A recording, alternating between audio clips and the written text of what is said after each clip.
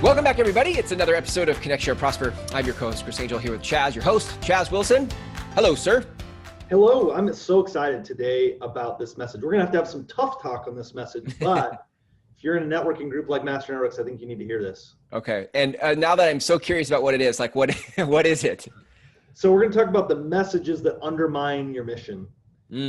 Okay. What do you mean? Yeah. So often these topics come up from things I observe. Yeah. And I get the opportunity to visit a lot of chapters, a lot of networking groups around the country.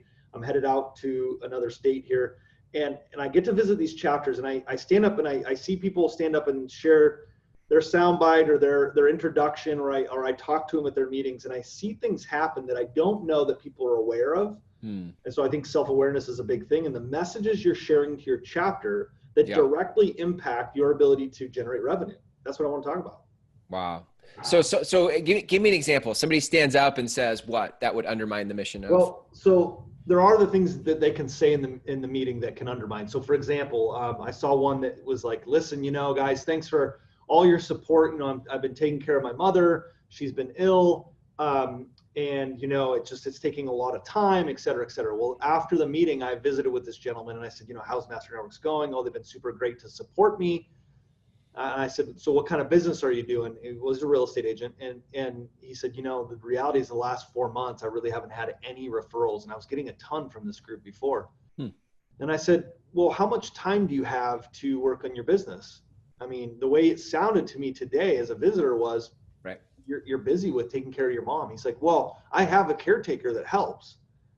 I was like, that's an interesting thing. So on one hand, I think what the chapter's hearing is, listen, man, we care about you. We don't want to burden you with anything else. It sounds like you got your hands full. Yeah. I don't think he realized that was the message he was telling the chapter. Right? So that's one. The second thing is somebody who stands up on the flip side and says, I'm so busy, man. I could hardly make it to this meeting. I'm so busy. What you're telling people is you got no capacity for more business. Yeah. Right? Those are just two quick examples. Wow. Hey, that's interesting because I can think of, right now it's summer in Spokane for some reasons, like people go to the lake in Spokane in the summer, or kids are out. And and that's everywhere, but kids are out of school in summer. And so they're busy with family stuff. And so they'll actually post in the group, in our Facebook group, hey, I can't make it. Hey, I can't make it. Hey, I can't make it. And so like enough times they can't make it. And pretty soon, we start thinking you're too busy.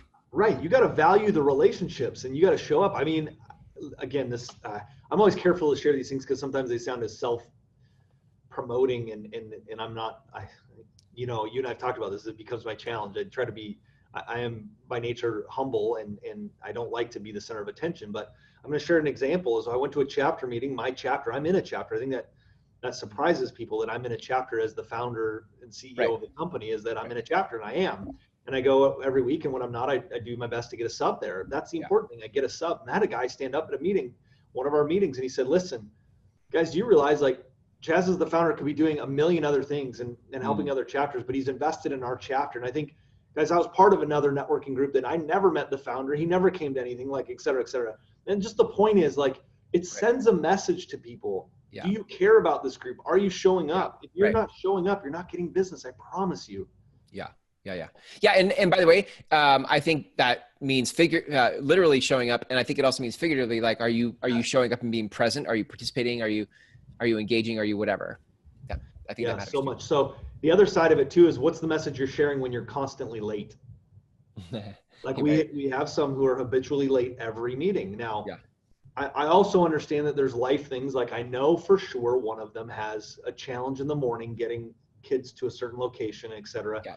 And has expressed that look, I'm going to be 10 minutes late, but I love this group. I want to be part of it. And I think everyone knows because there's been permission asked, if you will. Sure. But when there's the people that that kind of just stroll in halfway through the meeting on a regular basis, do people not understand the message you share? If you don't care enough, it's not important. Why would I send you business? Are you going to treat my referral that way? Yeah. So good. So Messages can be verbal, but I think they can be nonverbal as well. And so sometimes, I think your point of messages that undermine your mission can be, any of, a lot of these ways can be messages. yes. So, Let me share two other quick ones, and they actually happened in the same experience.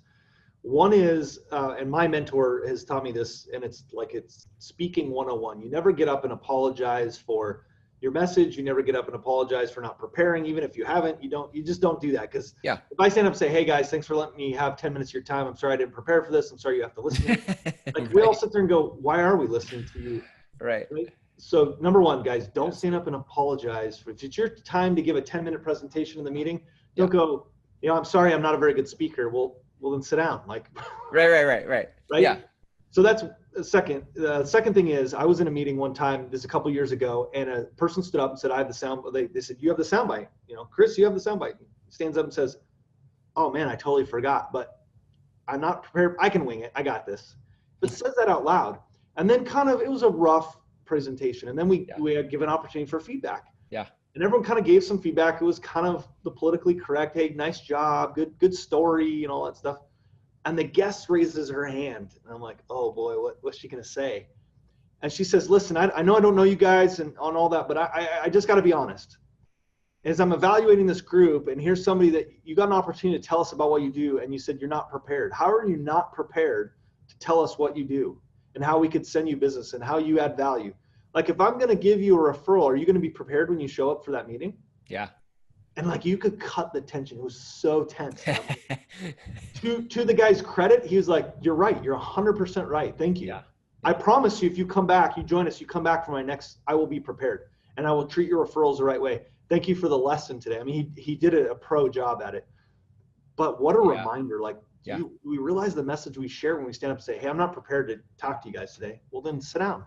He could, if you had rewound that and he had just stood up and with as much confidence as possible had a conversation for the 8 minutes about whatever he was doing or wanted to say, it just would have come off as a normal conversation to the group or the room rather than leading or framing that whole conversation with apologetics, I'm sorry, hey, whatever, blah, blah, blah. Yeah. So I would just, here's how I kind of want to wrap this point is that if you're in a Master Networks chapter and you got good numbers, first of all, if you don't have good numbers, you need to grow it because that's more opportunities, right? Yeah. You have good numbers and you're doing regular face-to-face meetings. That's where the magic happens, by the way.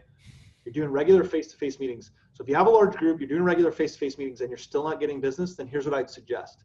You're sending some messages to people you may not realize you're sending. Get business. That's so good. Ooh. So how do you fix that? Yeah. You got to go to somebody you trust in the meeting and say, listen, I'm doing the regular face-to-face meetings. I need to ask you a favor. I need you to be 100% honest with me. Please, I need this. I need you to give me feedback. I'm looking to be the best version of me every year. Like I talk about this on my next birthday, I want to be the best version of me. So I need the data. I need the feedback. How do I become better?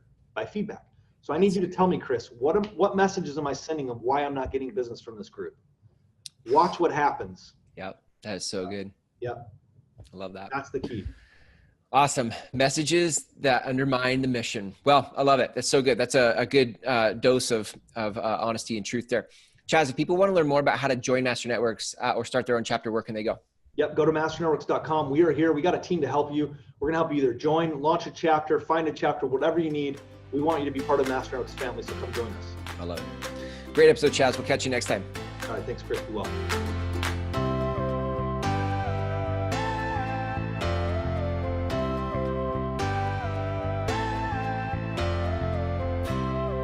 You